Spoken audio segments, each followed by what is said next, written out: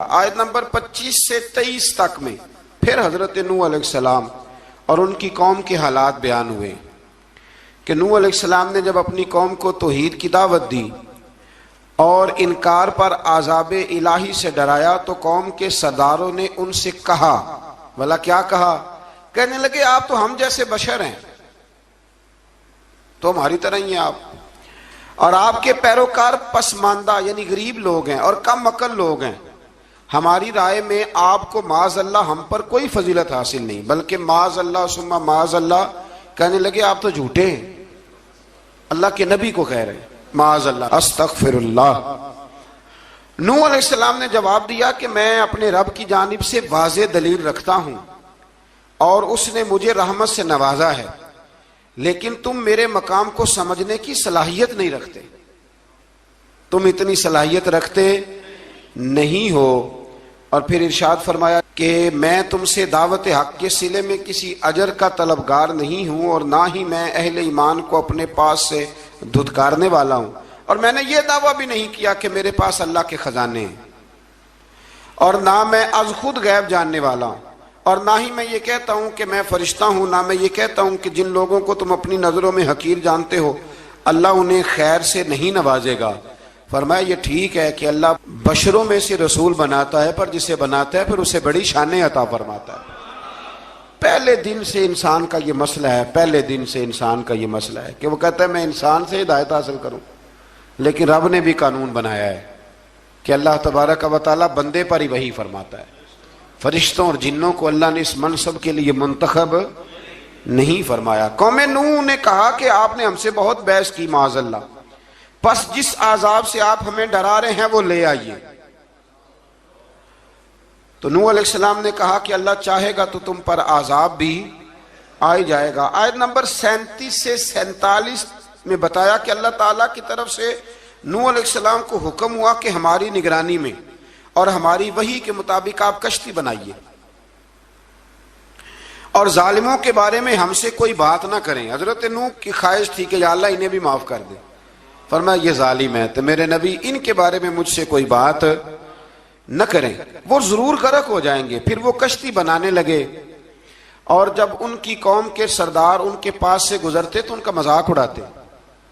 یہ آپ کیا کر رہے ہیں؟ آج بھی وزیر مشیر بڑے بڑے لوگ اللہ ماشاءاللہ دینداروں کا مذاق اڑاتے نہیں؟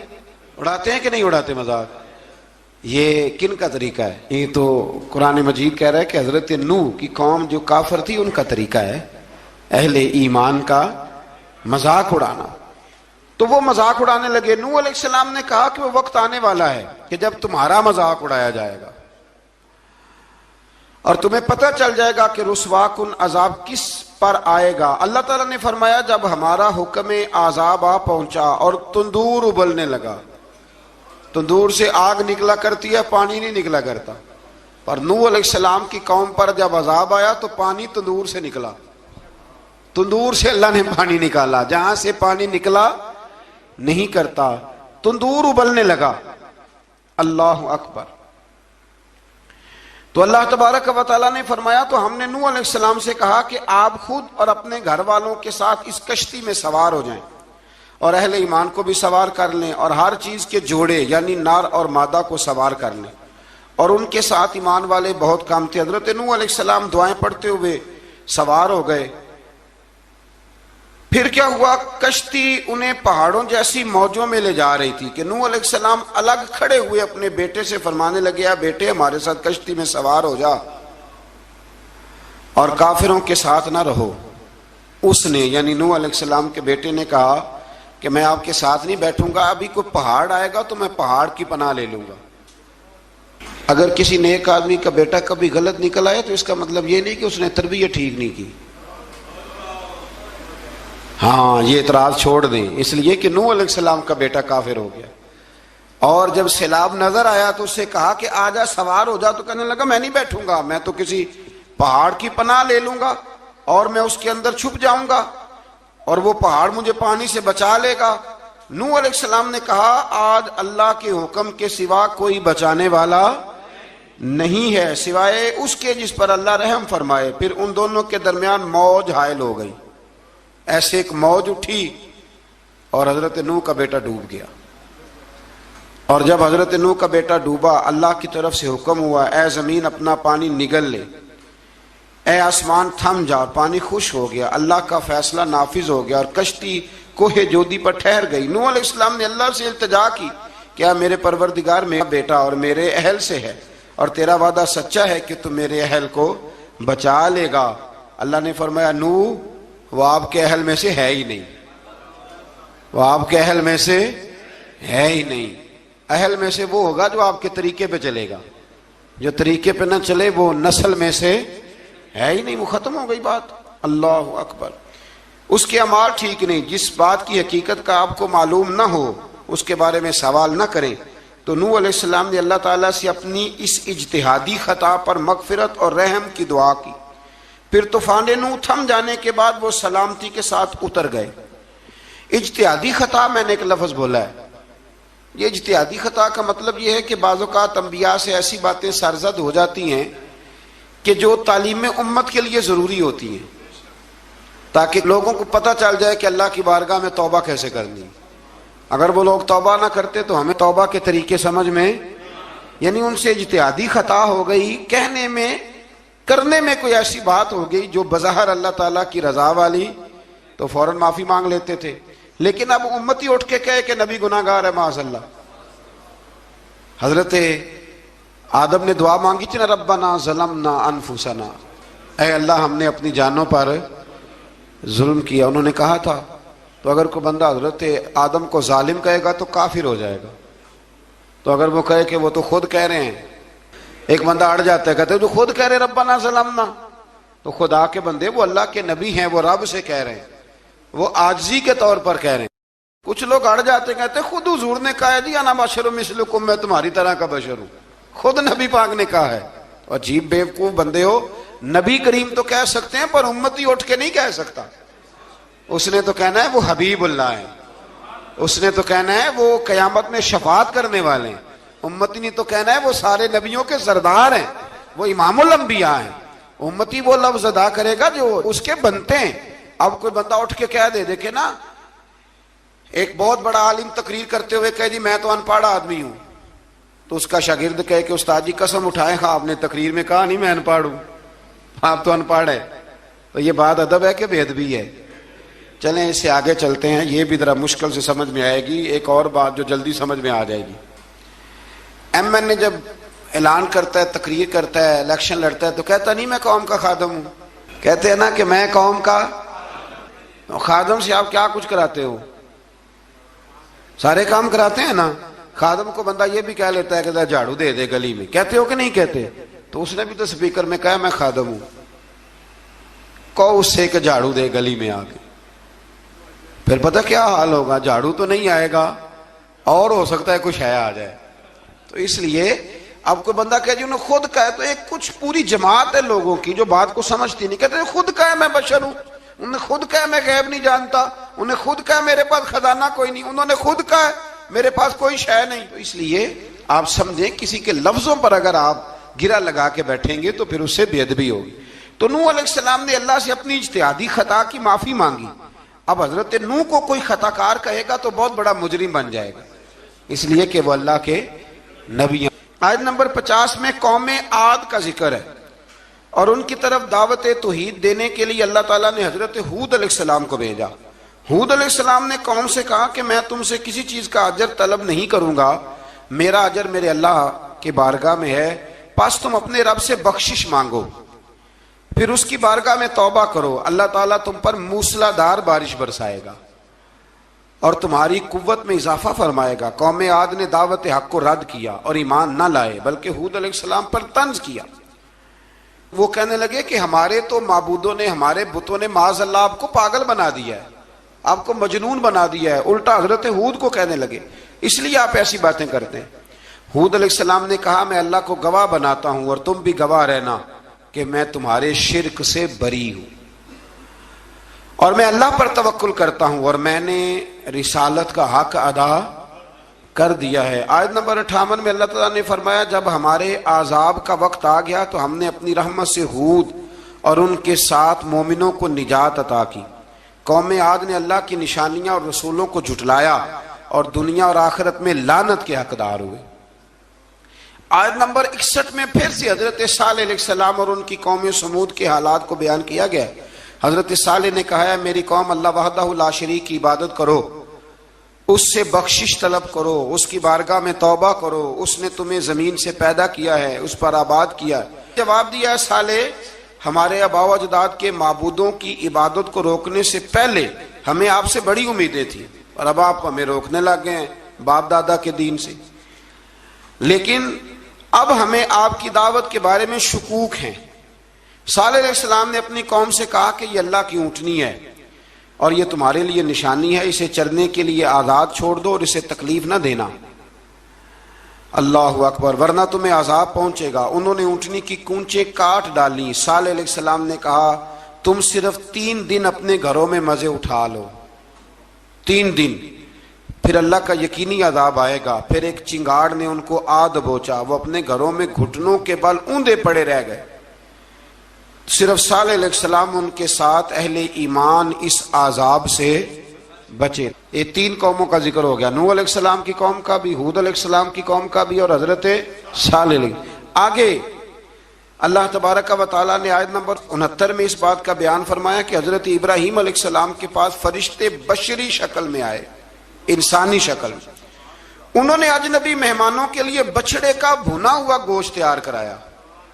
آپ یقین کریں کچھ باتیں لوگ ایسی بیان کرتے ہیں کہ جن کو نہ سن کے بندے کا دل کرتا ہے کہ اس بندے کو بتائیں کہ یار یہاں تو دین سارا پڑھ۔ ایک صاحب مجھے کہنے لگے جی میں ایک پیر صاحب کے پاس گیا تھا تو بڑی مرغن غذائیں تھیں، انہوں نے میری بڑی خدمت کی پر مجھے نہیں اچھا لگا، پیروں کو چاہیے سادی روٹی رکھیں۔ میں کہ تو پیراں واسطے لسٹ بنا خاں انہوں نے کس طرح دا ہونا چاہیے۔ یہ بہت بڑی مصیبت ہے، اگر آپ سادہ کھانا کھلا دیں تب بھی اعتراض ہے، اچھا کھلا دیں کہنے رولا ہے کوئی پیر چوکھے مالدار میں، دونوں طرف سے مسئلہ۔ تو کہنے لگا جی نہیں پیروں کا کیا کام ہے، وہ کڑائیاں اور وہ سارے۔ تو پھر میں نے انہیں کہا کہ آپ اس طرح کریں، گھر جا کے نا تو 12ویں سپارے کی تلاوت کریں۔ حضرت ابراہیم نے اپنے مہمانوں کے لیے بھونا ہوا کھانا تیار فرمایا تھا۔ تو آپ کیا کہیں گے کہ حضرت ابراہیم درویش نہیں تھے؟ عجیب بات ہے بھائی، آپ ہر بات میں اڑ جاتے ہیں۔ دین ہم نے وہ لینا ہے جو اللہ کا قرآن ہمیں دیتا ہے اور رسول اللہ کی حدیث ہمیں دیتی ہے۔ جب انہوں نے دیکھا کہ مہمان کھانے کی طرف ہاتھ نہیں بڑھا رہے تو ان کو ڈر محسوس ہوا۔ حضرت ابراہیم کو فرشتوں نے کہا کہ ہمیں قوم لوط علیہ السلام کے عذاب کے لیے بھیجا گیا ہے۔ حضرت ابراہیم کی بیوی کھڑی تھی، اس پر وہ مسکرائیں تو فرشتوں نے اللہ کی طرف سے انہیں حضرت اسحاق علیہ السلام اور اس کے بعد حضرت یعقوب علیہ السلام کی بشارت عطا۔ اسحاق علیہ السلام حضرت ابراہیم کے بیٹے ہیں اور یعقوب علیہ السلام پوتے ہیں، اور یعقوب علیہ السلام کے بیٹے یوسف علیہ السلام۔ ہاں اللہ اگر چاہے تو 7 نسلوں میں نبوت رکھ دیتا ہے اگر اس کی منشا ہو۔ تو حضرت یعقوب کی بشارت دی۔ انہوں نے حیرت سے کہا کہ ہم دونوں میاں بیوی تو بوڑھے ہیں، اس عمر میں اولاد کیسے ہوگی؟ تو فرشتوں نے جواب دیا اے ابراہیم کے گھر والو، تم پر اللہ کی رحمتیں اور برکتیں ہوں، اللہ کی قدرت پر تمہیں کیوں تعجب ہے؟ اللہ فرماتا ہے کہ بیٹے کی بشارت سن کر ابراہیم کا خوف دور ہو گیا، اور پھر وہ قوم لوط کے بارے میں گفتگو کرنے لگے۔ ابراہیم بہت بردبار، اللہ سے آہوزاری کرنے والے اور اس کی طرف رجوع کرنے والے تھے۔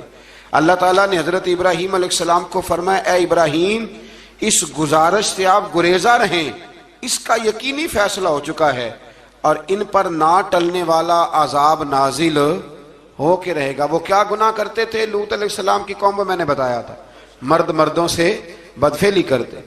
تو حضرت ابراہیم نے بھی عرض کی، بار بار گزارش کی، بحث کی کہ اللہ مہربانی فرما ان کا عذاب۔ آپ دیکھیں نبیوں کے حوصلے کتنے بڑے ہیں، قومیں تنگ کرتی ہیں اور طرح طرح کی باتیں کرتی ہیں، اور پیغمبر پھر بھی کہتے ہیں یا اللہ مہربانی فرما، اے اللہ ان سے عذاب۔ آیت نمبر 77 میں حضرت لوط علیہ السلام کی قوم کی بدعمالیوں اور لوط علیہ السلام کے اپنی قوم کو بدعمالیوں کے باعث فرشتوں کی آمد، قوم کے بدعمال لوگوں کے دوڑ کر آنے اور حضرت لوط کو ان کے سمجھانے اور ان کے انکار پر مضطرب ہونے کا ذکر ہے، جس پر فرشتوں نے حضرت لوط کو تسلی دی کہ آپ فکر نہ کریں، ہم آپ کے رب کے فرشتے ہیں، یہ آپ اور ہم تک نہیں پہنچ سکیں گے۔ آپ رات کے آخری حصے میں قوم کی طرف توجہ کیے بغیر ہجرت فرما لیں، اس لیے کہ صبح کے وقت ان پر عذاب آئے گا۔ جب اللہ کا عذاب آیا تو اس نے بستی کے اوپر کے حصے کو نیچے کر دیا اور قوم لوط کے اوپر اللہ کی طرف سے لگاتار نشان زدہ پتھر برسائے گئے، لگاتار پتھر آئے۔ آیت نمبر 84 میں اللہ تعالیٰ نے حضرت شعیب علیہ السلام اور ان کی قوم کا ذکر فرمایا ہے اور ان کے جرائم کو بیان کیا گیا ہے۔ وہ ناپ تول میں کمی کرتے تھے، دوسروں کو چیزیں کم تول کر دیتے تھے۔ اللہ تعالیٰ نے ان سے فرمایا کہ فساد فی الارض سے باز آؤ اور اپنے سے پہلے سرکش امتوں کا انجام دیکھ لو۔ جب حضرت شعیب کی نصیحتوں کا ان پر اثر نہ ہوا تو پھر اللہ تعالیٰ نے انہیں بھی عذاب سے ہلاک کر دیا۔ آیت نمبر 94 میں فرمایا کہ جب ہمارا عذاب آیا تو ہم نے اپنی رحمت سے حضرت شعیب اور ان پر ایمان لانے والوں کو بچا لیا، اور ظالموں کو ایک زبردست چنگاڑ نے پکڑ لیا تو صبح وہ اپنے گھروں میں اوندے منہ پڑے تھے، گویا وہ کبھی وہاں آباد تھے ہی نہیں۔ آیت نمبر 96 میں حضرت موسیٰ علیہ السلام کو عطا کیے جانے والے 9 معجزات کا ذکر ہے۔ پھر فرعون اور اس کے پیروکاروں کے باطل روش کے باعث ان کی ہلاکت کا بھی ذکر فرمایا، اور دنیا اور آخرت میں انہیں ملعون یعنی لعنتی قرار دیا۔ جن بستیوں کو اللہ تعالیٰ نے ہلاک کیا ان میں سے بعض کے آثار موجود ہیں اور بعض کے آثار تک معدوم ہو چکے۔ ان میں سے ہر بستی والے اپنے ظلم کے باعث ہی ہلاک ہوئے۔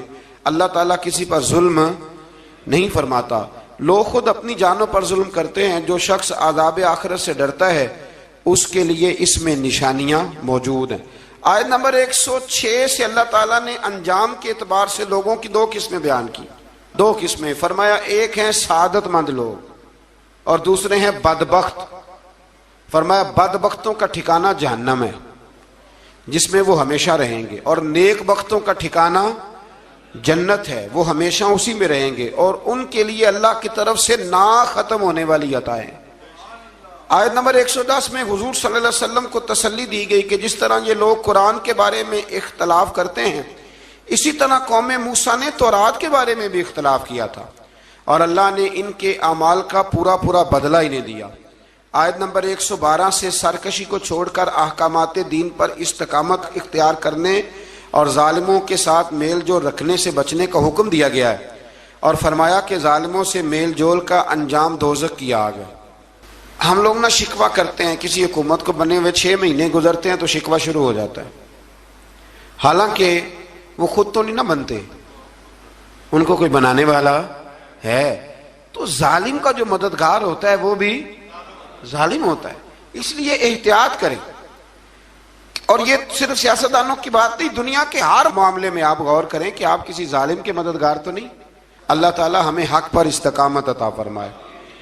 آیت نمبر 114 میں دن کے دونوں طرفوں میں اور ابتدائی رات کے کچھ حصے میں اللہ تعالیٰ نے نماز قائم کرنے کا حکم دیا ہے۔ رات کے کچھ حصے میں بھی نماز پڑھنی چاہیے، اور یہ بھی بتایا کہ بے شک نیکیاں گناہوں کو مٹا دیتی ہیں، اور یہ نصیحت قبول کرنے والوں کے لیے نصیحت ہے۔ آیت نمبر 120 میں اللہ تعالیٰ نے فرمایا کہ ہم آپ صلی اللہ علیہ وسلم کو رسولوں کی تمام خبریں آپ کے دل کی تسکین اور تقویت کے لیے بیان کرتے ہیں، اور ان میں مومنوں کے لیے نصیحت اور عبرت ہے کہ ان ساری باتوں سے عبرت پکڑ لو۔ بچہ صرف وہی جو اللہ کے نبیوں کے طریقے پہ چلا اور نبیوں کے ساتھ رہا، باقی بچ سکے نہیں۔ اللہ تعالیٰ کی طرف سے توحید و رسالت اور وقوع قیامت کے دلائل بھی ہیں۔ آیت نمبر 123 میں فرمایا کہ آسمانوں اور زمینوں میں سب غیب اللہ ہی کے ساتھ مختص ہیں، اور ہر کام اسی کی طرف لوٹایا جاتا ہے۔ آپ اسی کی عبادت کیجئے، اسی پر توکل کیجئے، اور آپ کا رب لوگوں کے اعمال سے غافل نہیں ہے۔ اسی پارے میں نا آگے سورۃ یوسف شروع ہو رہی ہے۔ اس کو اللہ تعالیٰ نے کہا ہے کہ یہ بڑا پیارا قصہ ہے، احسن القصص کا، قصوں میں سونا قصہ۔ تو یہ کچھ 12ویں پارے میں اور کچھ 13ویں پارے میں ہے۔ میں نے یہ ارادہ کیا ہے کہ یہ ایک ہی دن پوری بیان کی جائے۔